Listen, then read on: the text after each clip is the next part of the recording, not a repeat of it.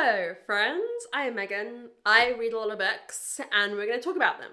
We're going to talk about what I thought of all the books. Well, actually not what I thought of all the books, because all the books I ever read are in vlogs on my channel. So in my quarterly wrap up, which is what it is today, we're going to be recapping my last 3 months of reading. I tend to do reading stats and then worst and then best. We'll finish on a high note.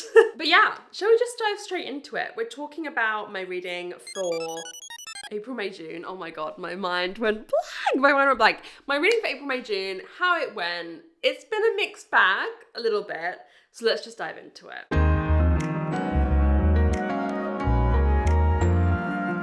Let's talk stats, baby. How are we all doing? I'm hot. It's absolutely roasting out there. I just turned my fans off. That's right, fans, plural. And I'm already overheating. Give me like one last burst. I haven't even filmed the other part of this video yet. This is the first thing I'm filming, guys.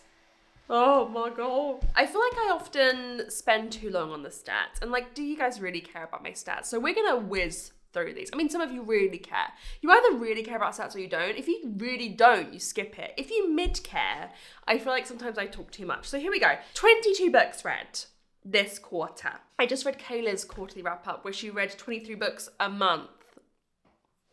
Listen, I'm slumping this year. I'm slumping in terms of the amount I'm reading. However, my average rating, the highest it's ever been. The highest it's ever been. So that's great. But yeah, each quarter I've had one really slumpy month. So January I read 2 books. And then my slumpy month this quarter was June. So I read 7 books in April, 10 books in May, which I was like, look, I'm getting back to like my normal 10 to 12 books a month, kind of, that's my usual level.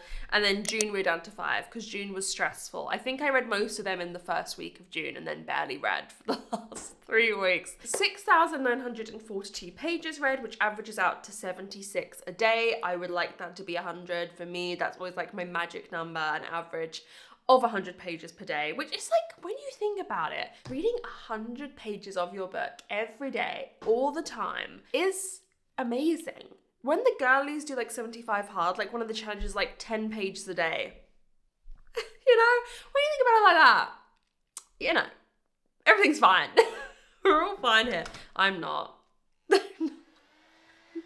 don't want to film. I'm filming this at like 3 o'clock when it's peak heat. Why am I doing this, you ask? I don't know. So that averages out to 315 pages per book, which I think last quarter was like 400 because I read a lot of long books, whereas this quarter it seems a bit more average. 3.7 average rating. I think it was 3.9 last quarter, but that's still high for me. I used to always have 3.7, then I think I went down to like a 3.6 average rating every year. So 3.7 and above is what we're looking for. So I'm happy with that, I'm happy with my average rating. And then the average amount of time a book had spent on my TBR was 13 months. That was long this month. This quarter, sorry. I read some books that had been on my TBR for like 50, 60 months.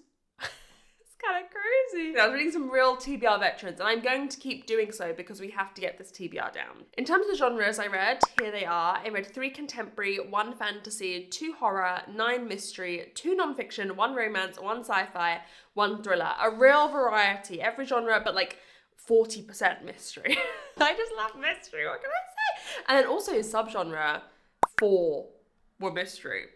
Can I just say also, I don't think I read any like historical books. I showed just historical, but like subgenre, 33%, a third of what I read was historical, but just not historical as its genre, you know? In terms of how I read the books, 2 were via audiobook, 1 was an ebook, 9 were physical, and 10 were physical and audio tandem reading, which I'm fine with. I think keeping the mixture bit under 50% is a good place to be. It's a good place to be. Author status, it's literally always like a third for this. 7 debuts, 5 authors that were new to me, and 10 that I'd read before. I like reading authors I'd read from before because it means I like them if I want to read them again. In terms of where I acquire the books from, so let's talk about ones that are from the TBR. 5 were ones I'd bought from the TBR.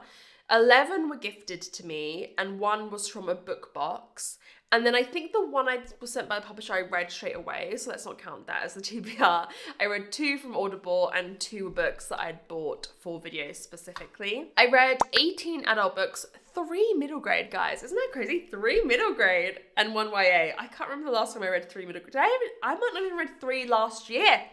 But one of the middle grades is in my top books of the quarter that I really, really loved. I read 5 books that were first in the series, 5 books that were partway through the series, and 12 that were standalone. And then the country that books were set in, 13 were set in the United Kingdom. I just read United Kingdom books now, guys. I just like books set in the UK. What can I say? I'm a girl from the UK. But like, I've noticed this year, I've been reading far less books set in the US. Like, usually that is a predominance of my reading. I mean, I've got to read the TBR, and God knows how many of them are set in the US. A lot of them.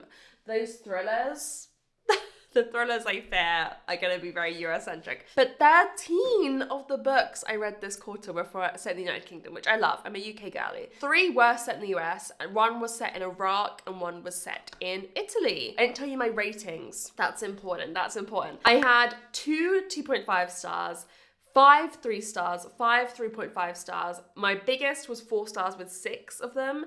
And then I had 2 4.5s and 2 5s, which I would like the 5s to be high, guys. I've only had 3 this year. I need 7 more. I need to somehow, in the second half of the year, more than double my 5-star output, because I have never had a year where I've had less than 10 5-stars for my top 10 books of the year. I've never had it. I can't even imagine that. So we must get that up. But my average rating is good. Like, I've really not had many low-rated books this year. Very, very few and far between. So a lot of the books I'm reading are like 4 stars and above, really on average. Hence the 3.7 average rating. But yeah, that's that. Okay, we were supposed to do that. I'm going to take a break in front of my fan, and then I'm going to go film the rest of this video. So let's get into it.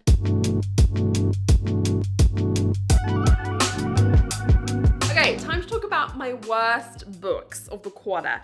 I've gone with 3 that I'm going to mention. I haven't got a full 5 because one of my 2.5s I can't tell you about yet. It would spoil an upcoming vlog, and I just don't like spoiling upcoming vlogs. I don't like, you know, giving you a little sneak peek. I don't like spoiling it. You got to go on the journey. So one of my 2.5s is a vlog you'll see next week. And then I've picked 2 of my 3s that were most disappointing. And not all of my 3 stars feel like they're worthy on being on this list, but some of them are. Some of them are. So number 3, the first of my 3 stars that I'm going to talk about is How to Kill Men and Get Away with It by Katie Brent.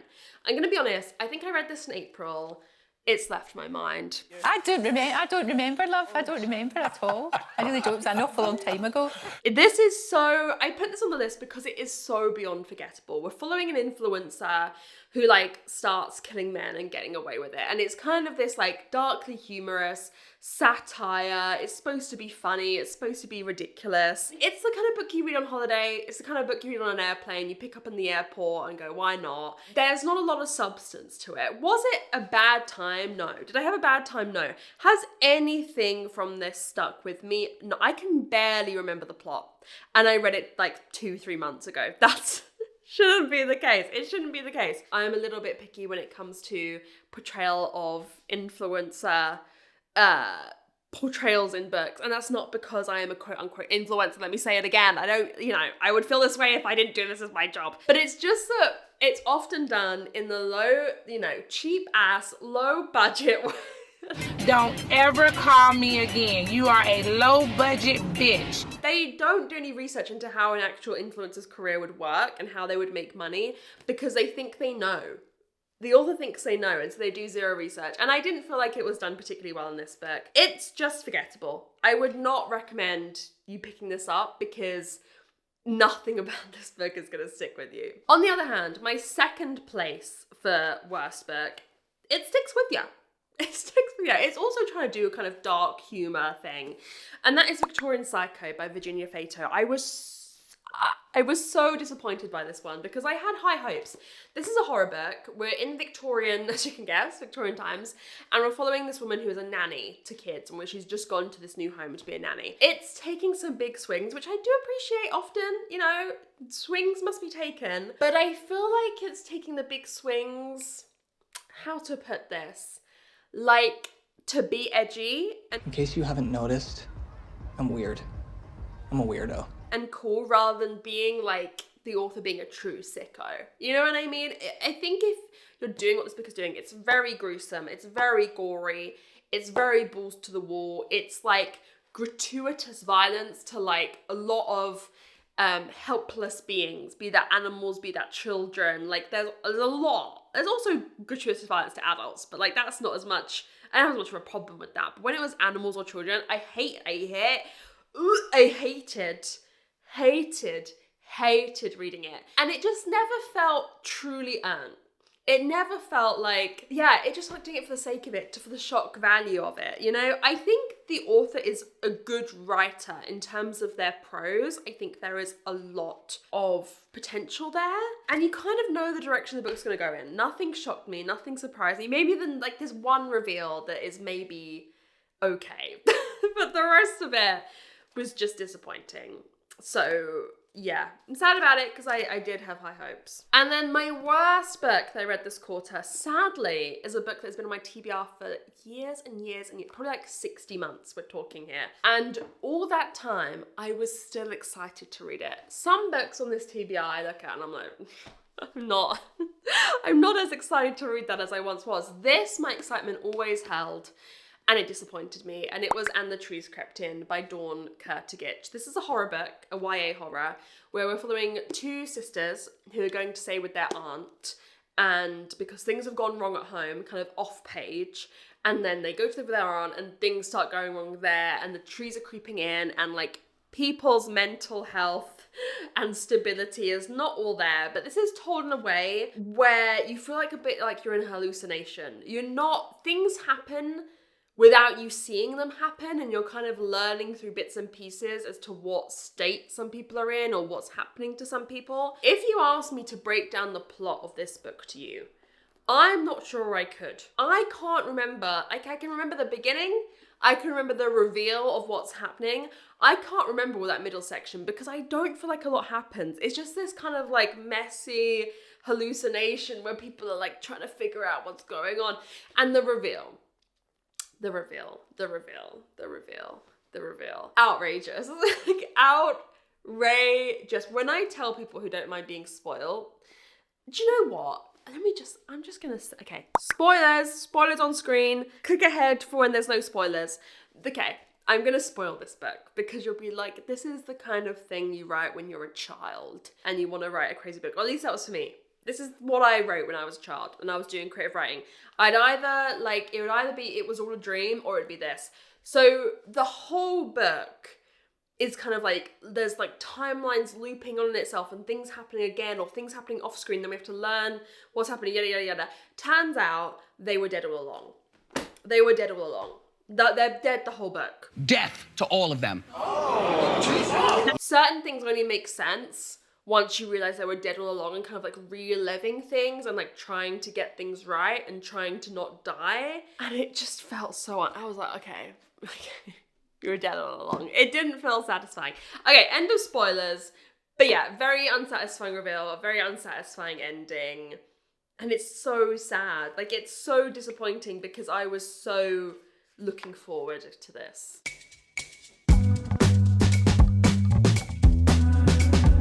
Okay, now let's end the video on a positive, talking about my best books of the quarter. I've got 5 for you. We're gonna start with my standout 4, then we've got my 2 4.5s, and then we've got my 2 5s of the quarter. So my standout 4 that I really think a lot of you could enjoy is The Murder at World's End by Ross Montgomery. This is a historical murder mystery where we're following this guy who's like a new member of staff at this stately home.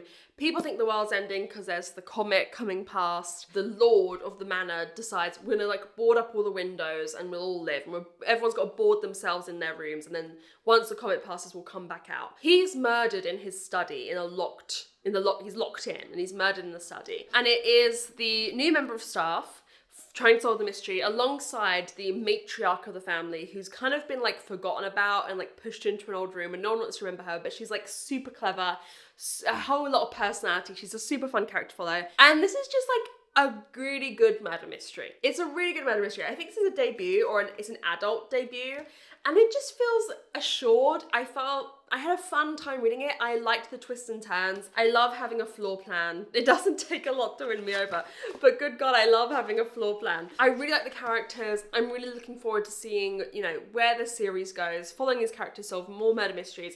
I feel like it's a series that I could really grow into. I also love a historical setting, and I love someone getting murdered in a locked room study, put them together.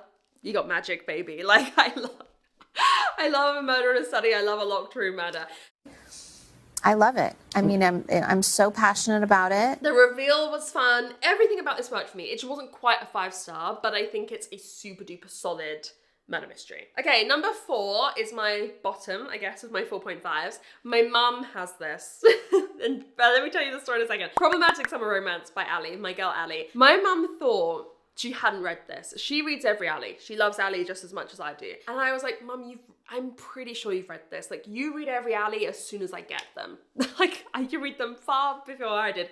And I was telling her the synopsis, and she's like, I haven't read it. She'd read it, but she still has it. I need to get it back off of her. This one, where it is an age gap romance, that's why it's called Problematic Summer Romance. He is her brother's best friend, and they are on vacation, I guess, or they're abroad for her brother's destination wedding, and like, they've always had a little something going on, but maybe now there's something going on. And it's Ali. I don't need to say anything other than that. I love Ali. I've never given her less than a 4. She's my favourite romance author. No one doesn't like her. I enjoyed the character dynamics in this. Was it my favourite? No. Like, I've got a lot of 5 stars for Ali, and this wasn't a 5-star. But I had a great time with it. I had a great time, you know, I preferred this character's relationship to her brothers, because that's a previous book, Not in Love. I enjoyed the dynamics. I loved being in Italy on vacation. I love Italy, and so a romance book set in Italy and just in the sun and by the sea, and everyone's getting gelato and pasta, like, oh, just like the beautiful setting. Oh, I love it. So yeah, I mean, it's a romance. I don't have a ton to say about it, but I had a great time. Sorry, I'm just taking a break. Guys, it's so hot. Scully's in the cupboard over there, like, fucking baking. It's so hot.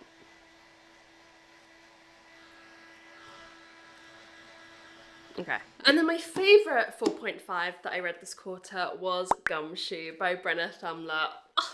I've spoken about this book quite a lot lately, so I won't bore you too much, but this is a middle grade graphic novel by Brenna Thumler, who is my favourite, probably one of my favourites. Her and like Alice Oseman are my favourite graphic novel authors, and it's this girly who like is obsessed with mail and wants to be a postmistress. She loves post, and she, for multiple reasons, like a confused situation, ends up going on the run with this group of like runaways, fellow children runaways, and they're trying to stop Two Gum Tilly, who's stealing mail, by them stealing the mail first, and then they re-deliver it. That doesn't make no sense. And it's just so fun. It is gorgeous. It is so pretty. Like, oh my God. Just the art style and the colours is just so lovely. And the story is so lovely. And the characters are so lovely. And I just love Brenna Thumler's stories. She wrote the Sheets graphic novel series, if you don't know. And I think this is my favourite in terms of the colour palette and like the beauty of it, reading it. I love her art style. You know, there is some suspension of disbelief in this required. It's got kind of like Scooby-Doo logic. At times there's things that obviously you realise as an adult reading it that maybe a child wouldn't. But I'm excited to maybe introduce this to kids in my life. I think it's so fun, so beautiful. I just love the yellows and the pinks and the blues. Like I can't go over how beautiful it is. And I just had a great time reading it. I just loved it. It's just wholesome, fun, funny, silly. It's everything like a middle grade graphic novel should be. And then we have my 5 stars. Coming at number 2, this is hard because these are both standouts. But coming number 2, we have Murder on the Rocks by T.E. Kinsey. Number like 13 in the Lady Hardcastle series. And this is our first close circle isolated murder mystery. We are trapped on an island and a murder occurs and everyone is trapped in this house and I love it. We get invited by their friend to spend a weekend. Oh, it's Lady Hardcastle and Flo. Sorry. You all know this. I don't need to give the spiel about Lady Hardcastle and Flo. But they get invited to their friend's renovated Tudor fort with some other of his friends and stuff, and murder occurs. And this was a really great one. I mean, they're all great. This is a great one in the installment. I can't believe I'm caught up. I can't believe I'm caught up on Lady Hardcastle and Flo. It's just a great installment. I loved it being the first take on A Closed Circle Isolated because that is just my favourite thing in the world. And just like the banter is great. I think the wider cast of characters that we're with, sometimes the Lady Hardcastle book, I kind of tune out some of the suspects and I'm just like with Lady Hardcastle and Flo and having the best time. But I thought our wider cast of characters, our wider cast of suspects were really strong in this. I thought the reveal was really strong. I just had the best time. I just listen. I just love her. I love this series. T.E. Kinsey, what a man you are, my word. Like, it's so good. I am fearing, like, we're getting close to World War I. And I don't want this to stop. It can't stop. Lady Hardcastle and Flo can't stop. So what are we gonna like write books? I mean, these are jolly and silly and fun. I'm not sure he's gonna set them during World War I, but I guess we'll see. I guess it could still happen. I just love them. I don't know how much I can tell you. They're my fucking girls. And I had so much fun spending time with them in this installment. And then number one, my best book of the quarter is The Names by Florence Knapp. Whoa. This is some book. So we are following the lives of one boy if he was given 3 different names. So we open up this inciting incident. His mother is taking off to name him. His dad is incredibly abusive and wants him to be named after him. The mother has a name that she wants to give him, and in another timeline she asks the daughter, what would you name him? And the daughter has a name that she would give him. And then we follow them like every 7 years at each name, basically, in installments. This is an incredibly, incredibly intelligent book, insightful book. It says so much about like life and the joys of life and the shittiness of life. I was incredibly emotionally invested, particularly with the mother. I think my favorite timelines were very much determined by what happened to the mother in the timeline. It is hard reading, right? Like, we're dealing with severe, incredibly violent domestic abuse and the huge ramifications that has in different ways, right? We explore those ramifications for these children, for him and his sister, in different ways in each timeline. But it was just so well done. There were also like reoccurring moments or things or butterfly effects, one could say, in the different timelines that really brought it together. This feels like a book that only comes around every so often. You know, this isn't your bog standard, you know, formulaic shit. This is really special and really unique and really, yeah, like once in a moment, you know? I loved it. I can't encourage you guys to read this enough. It is gorgeous but horrible. It's those two things at the same time, right? And it shows, I don't know, I think it holds up a mirror to so much. And I loved the kind of checking in every 7 years. I really liked the structure of that gave and the comparisons that you could have between the timelines. I loved it. It was incredibly emotional, incredibly heavy hitting, but so well done. Okay, everyone, that is my quarterly wrap up for Q2. We are halfway through 2026. Don't talk to me about it. Don't talk to me about being halfway through 2026. That's crazy. Thank you so much for watching this video. I hope you're all doing well. Let me know how your reading went this quarter. Did you have any favorite reads? Do you have any standout reads? Do you have any reads you hated? Let me know. Any stats you want to give me? I love reading about them, so let me know. But yeah, please guys, I've been in a reading slump for like a month, which is why there hasn't been a lot of reading vlogs. So I just really need your energy to get me out of this reading vlog. Also, just like last moment, for any of you who are still here, if you have any tips for getting out of a reading slump. Did I say reading vlog before? I don't know what I said. Any tips for getting out of a reading slump? I need them. Sorry, I'm probably really sweaty. You don't want to see that. I need tips for like getting back into a routine with reading. My routine is out of whack. I am not reading. I'm trying and I want to read. The desire is there. I want nothing more than to read. But it's just not happening. Or I'm not reading at the speed that I would usually, despite feeling like I'm putting in the effort. Anyways, any tips would be greatly appreciated. I love you guys so much. Thank you so much for watching. I'll see you very soon in another video. Bye.